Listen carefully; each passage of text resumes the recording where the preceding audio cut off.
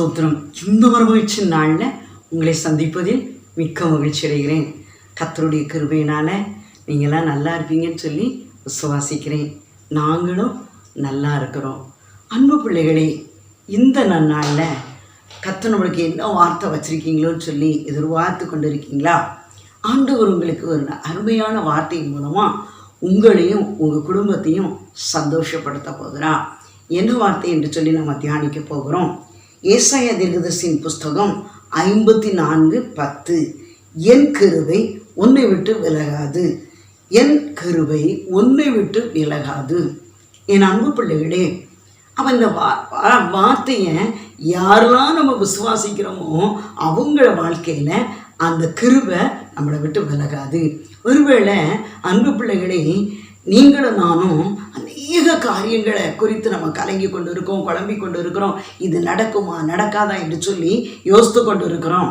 ஆனால் அதே வேளையில் அவருடைய சமூகத்தை நோக்கி நம்ம பார்க்கும்போது அவர் கடந்து வந்து அவருடைய கிருபையை கொண்டு நம்ம காரியங்களை நடத்துவான். முடியாதுன்ற காரியத்தை முடிய செய்வான். என் அன்பு பிள்ளைகளே, ஒருவேளை நம்ம நோவாவை பார்க்கலாம். நோவாவுக்கு கர்த்தருடைய கண்களில் கிருபை கிடச்சிருச்சு.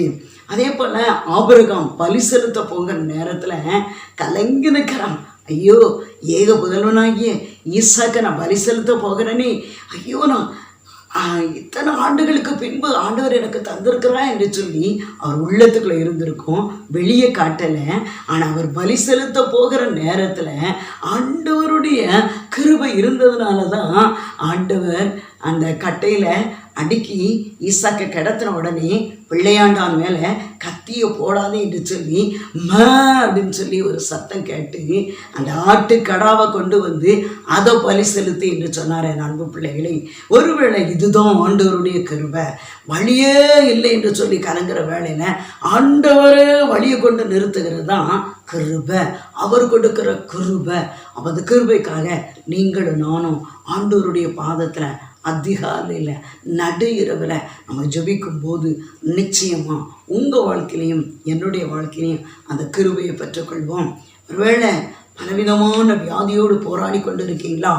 நிச்சயமாக ஆண்டவருடைய கிருபை உங்கள் வாழ்க்கையில் இருக்குமானா நிச்சயம் உங்கள் வியாதியிலேருந்து விடுதலை பெறுவீங்க.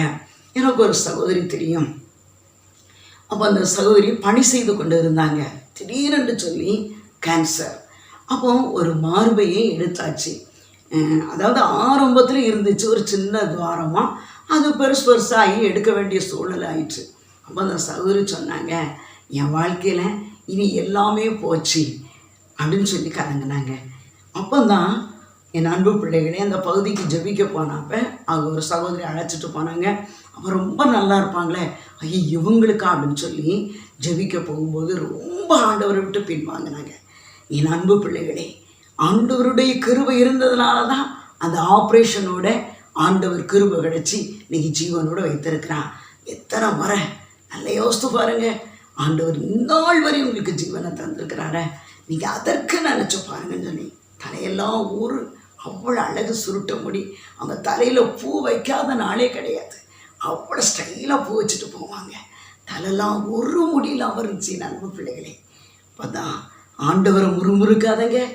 எந்த ஒரு பாடோ எந்த ஒரு பிரச்சனையோ ஆண்டவருடைய அனுமதி இல்லாமல் அவருடைய பிள்ளைகளுக்கு வராது. நீங்கள் ஜெபிங்க, நிச்சயம் ஆண்டவர் உங்கள் உயிரை திரும்ப தந்தது போல உங்களுடைய தலைமையிட்டையும் அவர் எண்ணி வைத்திருக்கிறார, அதை திரும்ப தருவாருன்னு நம்பவே இல்லை. ஆனாலும் நான் ஜெபிக்கிறேன்னு சொல்லி ஜெபித்தாங்க. அன்பு பிள்ளைகளே, 40 நாளும் இடைவிடாமல் ஜெபித்தோம். கர்த்தருடைய பெரிதான கிருபையினால் அந்த இழந்து போன சுருட்ட முடி அப்படி அழகாக வளர்ந்துட்டு இப்போ மீண்டும் அவங்களுக்கு அந்த ஆப்ரேஷன் பண்ணது போல் இல்லை, நல்லா நார்மலாக இருக்காங்க. அதே கரெக்டாக சாப்பிட்டுட்டு இருக்காங்க, நல்லா இருக்காங்க. முடியெல்லாம் அழகாக வளர்ந்து அதே வண்ணமாக பூச்சோடி நீட்டாக இருக்காங்க. அன்பு பிள்ளைகளே, ஆண்டவருடைய பிள்ளைங்க வாழ்க்கையில் பாடுகள் வரலாம், உபத்திரங்கள் வரலாம், ஆனால் முறுமுறுக்கப்படாது. நம்ம முறுமுறுக்கும் போது கர்த்தனுடைய கிருபையை இழக்க பண்ணிடுவா. நீங்கள் முறுமுறுக்காமல் இருக்கும்போது அந்த கிருபையை தருவா.